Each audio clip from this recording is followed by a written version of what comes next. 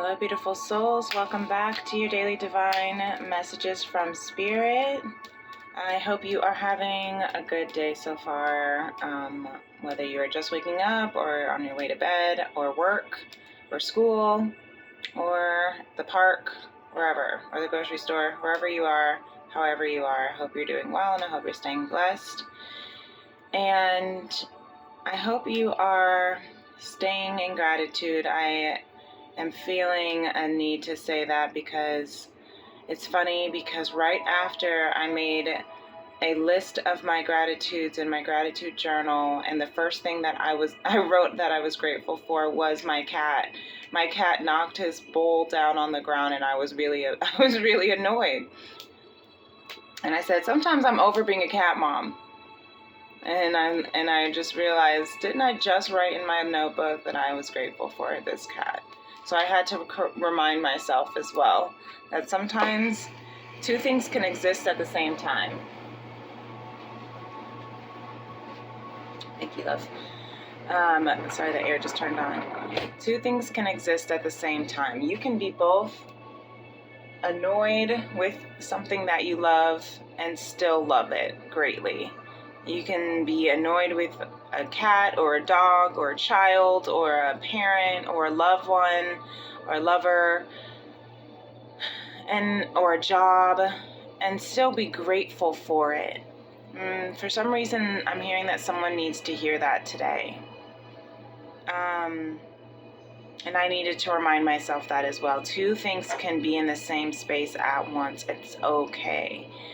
It doesn't mean that you don't love that thing or person. It just means that you're simply just feeling what you're feeling about it at the time. So anyway, let's go ahead and open up this reading for our Tea and Tarot Tuesday recap, as we're taking a slight break on our chakra healing series so that we can look at the beautiful energy unfolding from last night's message.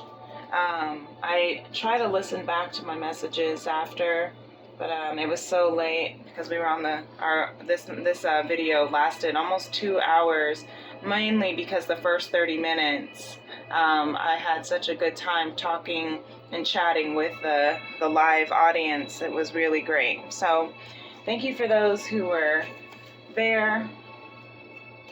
Thank you for those who were a part of that beautiful unfolding, for co-creating your energy.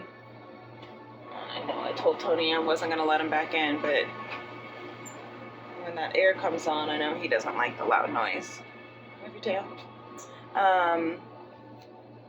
So I love the co-creation. If you want to be a part of the co-creating of the Tea and Tarot Tuesday lives, be sure to like and subscribe to this channel and to this video, and to subscribe to my channel and to hit that notification bell so that you will always be notified whenever I do go live. Sometimes I'll go live on Energy Check-In. Sometimes every Tuesday I'll be going live for my Tea and Tarot Tuesday. So if you want to be a part of that, then yeah, feel free to let me know. Let YouTube know. So here we are with the full unfolding. You can see here the main theme that was going on last night as we looked at all of this energy of what the collective, the divine feminine, masculine collective, and what Spirit had to share with us, is to go within. We're looking at, we're resting, we're reflecting, we are preparing for what is next to come, because there's something beautiful awakening within us. You can see here with the divine feminine, the things that are awakening the most is this Ace of Cups, the Moon, and the Hangman. So I have to get my T formations on here because they usually, again, we do our T formations at the end but this is where they end up. So the Ace of Cups here with the, excuse me, the Divine Feminine got a couple of the T formations. We have the Earth laughs and flowers, and trust is the question, love is the solution. And this is really beautiful, especially with this energy right now with the Moon, the Ace of Cups, and the Hangman. Because this is very much Black Moon Lilith energy is what I immediately picked up last night. And the Black Moon Lilith is actually coming into conversation with the planets very deeply this week. Actually, if not today, tomorrow on 7/11. I believe Black Moon Lilith is going to be opposing Venus or something. I just saw Indigo's face get really excited when I said 7/11. It's his favorite number. It's also my brother's birthday, so it's always a fun day to celebrate. So yeah, and it's Indigo's music name on his BandLab profile. So if you guys want to find him, check his music out at 7/11. So yeah, this Black Moon Lilith is going to be awakening us to divine love. You know, the reason why we're in this Black Moon Lilith, the Hangman with the feminine energy, or the feminine in the modern goddess deck, is of Medusa, because of what she has gone through in life, the pain, the abuse, the trauma that she went through, and made her hair into snakes in order to protect herself. She had to do that in order to protect herself. And this is about trusting in your intuition. This is about listening to your emotional needs so that you can protect yourself fully, so that you can live in this divine love. Self-love is what this is very much around. When you pour into your cup and when you give yourself the love that you did not receive elsewhere from the men or women in your life, the parents in your life, maybe the teachers in your life for some, co-workers, then you pour that love into yourself. And when you pour that love into yourself, you will be overflowed with divine love. And then it'll overflow, and you can then share that with others. But first you have to allow yourself to look at life from a different perspective. I'm hearing from the perspective as instead of the victim, she's holding this flower, smelling this flower in peace, and she's kind of in this, we were talking about yoga last night, in this yoga tree position upside down. The Hangman represents looking at life from a different perspective, shifting your perspective, listening to your heart, your intuition, your emotional needs, and becoming your own savior is what I'm hearing, instead of waiting for a savior. Protecting yourself and loving yourself, healing yourself, instead of waiting for someone to love you. Beautiful. And so what that's bringing for the feminine is this wonderful energy of emotional maturity. And the Crone of Cups is the equivalent of the King of Cups. It's that though she is surrounded by all of this body of water of emotions, she's able to stay grounded and grounded is what I'm hearing, right? Because she has her body and her feet on land, or out of the water, is able to be on land, and then she has her toe dipped in the water, meaning she's not allowing herself to get immersed by the emotional tribulations that life brings us sometimes, especially the emotions that come through when we have the Black Moon Lilith awakening, because what is it doing? This is another part of the Black Moon Lilith feminine energies is Kali Mari.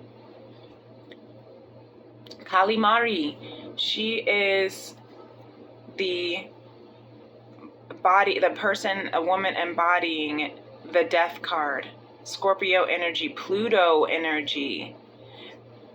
And the reason why we're in so much of this rest and reflection is because we have Pluto in retrograde. We have Neptune in retrograde, Pluto in retrograde through Aquarius. We have Neptune in retrograde through Pisces and Saturn retrograde through Pisces. And we are taking charge of our life to end this ego mindset, to end the ego human desires as opposed to what divine has in store for us. The lotus flowers here indicate the muck, the mud that we have to go through in order for the flower to emerge, for infinite transformation with these butterflies as well. Our crown, our throat chakra are all transforming. Really beautiful feminine. So the masculine over here, bless this babe, the masculine over here is, and that was Indigo's confirmation that was great chat, feminine. Anyway, the Queen of Pentacles. So the masculine is stabilizing his life, learning to get his life together, learning to tap into that feminine energy within himself and stabilize his life. Now this could be for a feminine, a Queen of Pentacles that he believes is the is the key to stabilizing his life. Or it could be the feminine energy within himself. But what I'm seeing here underneath is whatever is influencing him, and it could be both. Again, remember, two things can be in the same space sometimes. The only things that cannot be in the same space at the same time is fear and love, because they're two completely different frequencies. So, and interesting that I'm showing this of the polarities, talking about the polarities of fear and love, because you have the black and white Sphinx here with the Chariot card. As the prince is waiting for a signal from the king to say, now it's time to move into battle, right? Because one day he will become emperor. So he knows that it's best to listen to the king. He knows it's best to wait. He knows it's best to trust when it's time to go. But he's ready to go. He's on guard. He's armored, and he is patiently waiting with his Sphinx. And you see the Sphinx with the polarities of the yin yang, though, right? You see how the black Sphinx has a little bit of white and the white Sphinx has a little bit of black, which means it's that yin yang, where there's always light where there is darkness, and there's always going to be darkness where there is light. And as light workers, for those who resonate with the term light workers, which this channel is very much geared around the collective of light workers, as we awaken to conscious love, right? Because we have to realize that we're going to go through mud. We're going to have some really, really terrible things happen to us. But that is not going to change the fact that we are going to bloom into this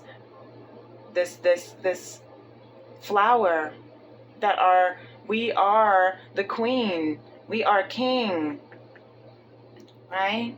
And we are forever guided by this divine love. So the Ace of Cups came out for the masculine as well, mirroring with the feminine beautifully. saying that I trust in divine love. I trust in divine timing.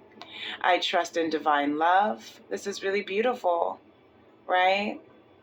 They have it has the lotus flowers here as well, right? And the T formations I have for this one, if you can read it, says, compassion is your strength, and beauty is not caused. It is. Hold on. There we go. Okay, this is what it was supposed to be. Hold on.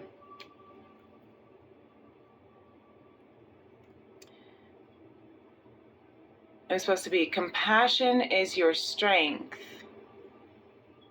and your greatest strength is love. And then we have, beauty is not caused, it is.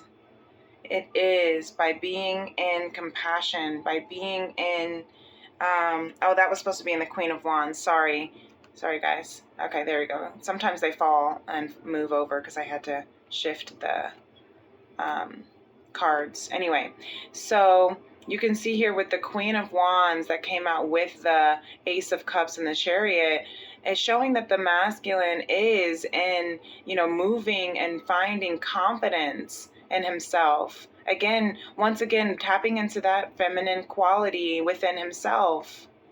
And also being inspired by the confidence of the feminine counterpart in his collective. This is the Queen of Wands is who holds beauty is not caused. It is, because the Queen of Wands sits on her throne with confidence and security. She takes care of herself. She trusts herself, right? She's got a strong sense of self-esteem. And it's because she doesn't do anything to be confident. She just is. She doesn't do anything to be beautiful. She just is. Because our soul is pure beauty. Our soul is pure love. That's why your greatest strength is love, right? So what I see with these last two cards here is that this is the masculine reflecting back, because we do have the bottom of the deck of the Four of Swords of going into rest, to prepare, to meditate, right? Going within to reflect. Because the Four of Swords prepares you for the Five of Swords, which is the battle, right? But it's not quite battle yet, because we don't have any Five of Swords out yet. But we are here waiting, preparing, reflecting, relaxing, going within, praying, hanging around to look at life from a different perspective, to be guided by our angels and ancestors and spirit, and for the wisdom. And in that, doing so of that, looking at life from a different perspective, before we take charge of our life in the next season, the next timeline. The masculine is reflecting on the immaturity that he has encountered, the immaturity of his own struggles that he went through. Oh yeah, because underneath this, I remembered that there was this Ten of Swords. That's what he's also recovering from, right? It literally is as if he went through battle and got all of these, swords stabbed in the back, right? Backstabbed, right? Defeated. And now he's resting, he's recovering from that. Makes me think of like the Black Panther, whenever he would go into battle and then afterwards he would lay in the bath filled with the I don't know, I forget what it's called now, all that special stuff. Titanium, melonium, polonium, I don't know. I forget what it's called, so correct me in the comments if you want. because there is a transformation occurring. Judgment. This is Saturn energy, right? When Saturn returns, which is in retrograde right now, that is the reflection of your responsibilities. Where in these 10 swords were you held responsible? Have you held yourself responsible for these swords instead of blaming that other people have just hurt you? It's also about, again, shifting the perspective and seeing how you can be your own hero, how you can be your own victor by recognizing some of these swords I stabbed in my own back.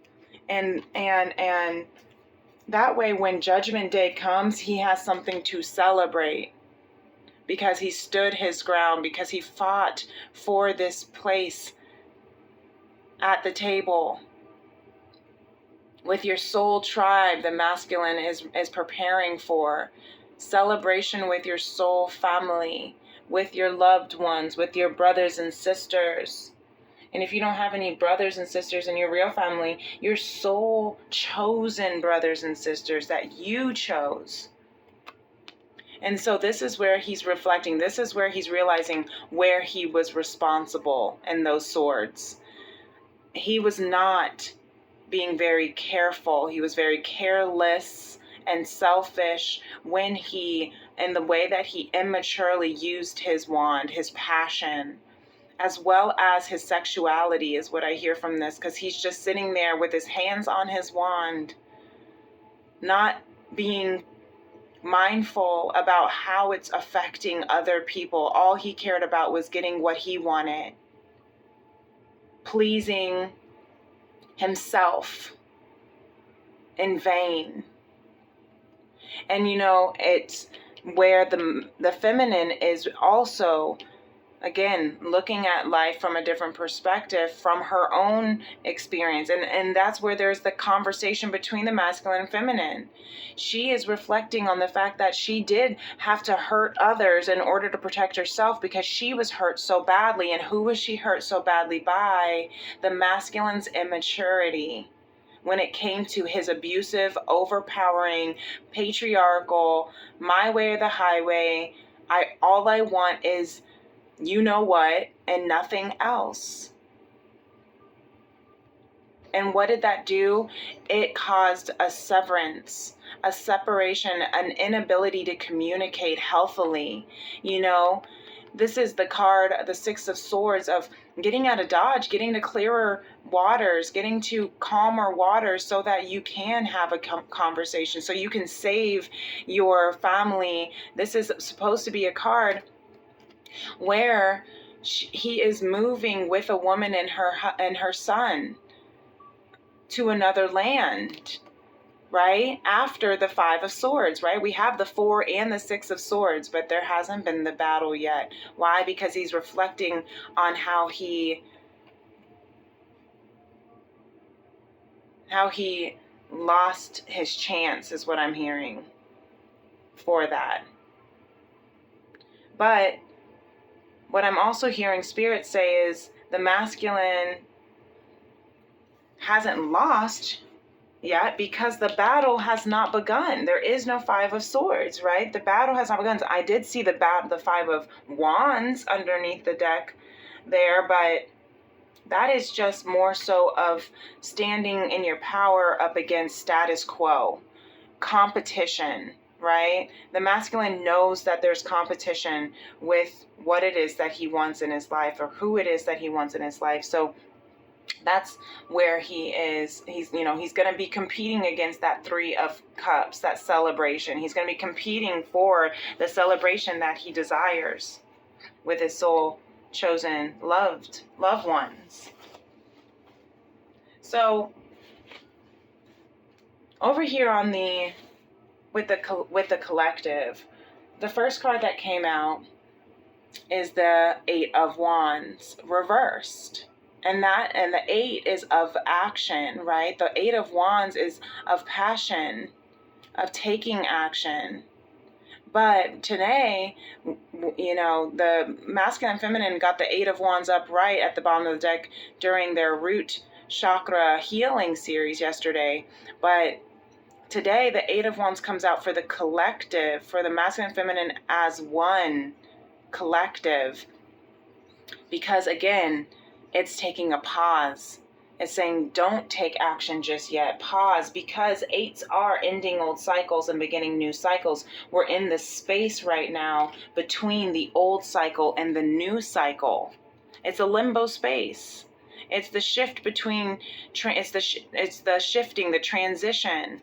And so because right now what's happening is that the collective is going through this this change. They're choosing the opportunities that are to come, that are theirs to choose from. But they have to be discerning about whether or not they're going to choose the right cup. Are they going to choose emotional soul fulfillment, or are they going to choose poison once again? Because the choices that they had before, what I'm hearing with this Seven of Cups, with these cards in reverse, King of Cups, Two of Wands, Four of Cups, and the Death card reverse, are all saying that in the past he chose the wrong. They chose the wrong. The collective chose the wrong cups. They sipped the Kool-Aid of poison. They drank the potion of sleeping potion where they were asleep. And I don't mean actually bedtime sleeping. I mean their third eye closed, their soul closed off. They died, right? Their spirit died. And it could be because of all of the pain and trial and tribulations and suffering and abuse that they went through. But what I'm hearing also with this is that they may have not made the right decisions. Which has caused them to stay stagnant in their choices and also be emotionally manipulative and argumentative in their emotions. It also has caused them to isolate themselves because life became boring and stagnant. But in doing that, because their spirit had died when they chose the poison, they are now realizing that they want a rebirth. They want to be born again. And that's what this Death card in reverse, Pluto energy, once again, they are being reborn. So once again, kind of thinking about the thought of the space between the ending and the beginning is also, think of, like, I was using the analogy of a caterpillar going into the cocoon phase, right? The caterpillar doesn't just blink its eye and sleep one night and wake up and it's a butterfly. No, it cocoons itself. And then it completely dissolves and disintegrates and eats its entire body and turns into mush and then crystallizes and turns into a completely different,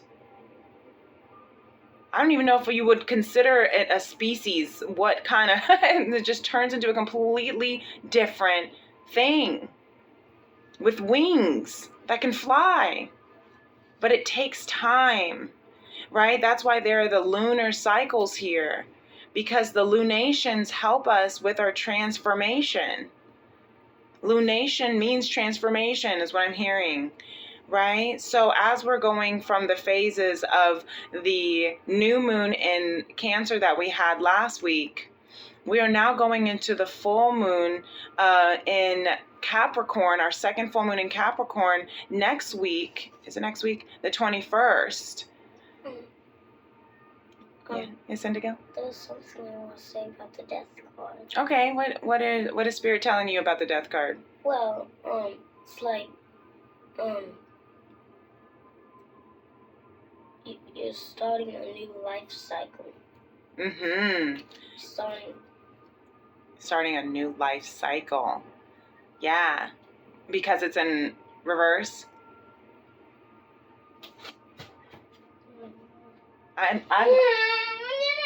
I love that, Indigo. I love that, Indigo.